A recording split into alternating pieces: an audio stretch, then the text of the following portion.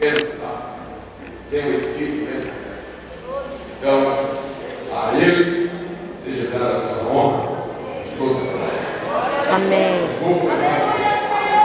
Eu vou pedir para Ele. Eu vou clamar, meu Deus, diante das afrontas, diante das ameaças, diante das lutas, diante das necessidades, nele eu vou clamar. Amém. Glória a Deus. Eu vou clamar, meu Deus. Amém. Glória a Deus. Essa é a palavra que Deus colocou no meu coração. Amém. Clamou os necessitados. Eu preciso de ti. Eu preciso do Senhor. Eu preciso de Deus. Não somos autossuficientes. Não somos crentes autossuficientes. Não, preciso mais. Porque tem gente que está dizendo que eu não preciso mais de Deus, eu não preciso mais de igreja, eu não preciso mais de oração, cheguei no estágio e tal, nem preciso orar mais.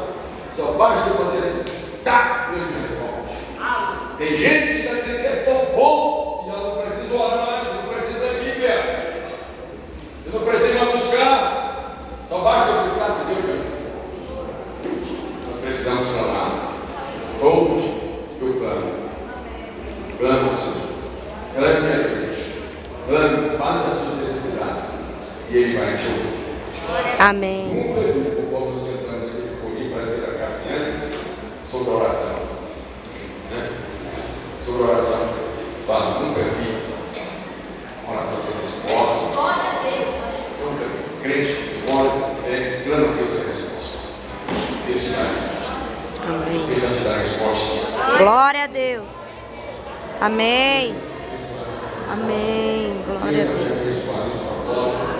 Em nome de Jesus. Deus vai te abençoar nesse clamor. Amém. Proclama a Deus, clama ao Senhor, que Deus vai te abençoar. Em nome de Jesus.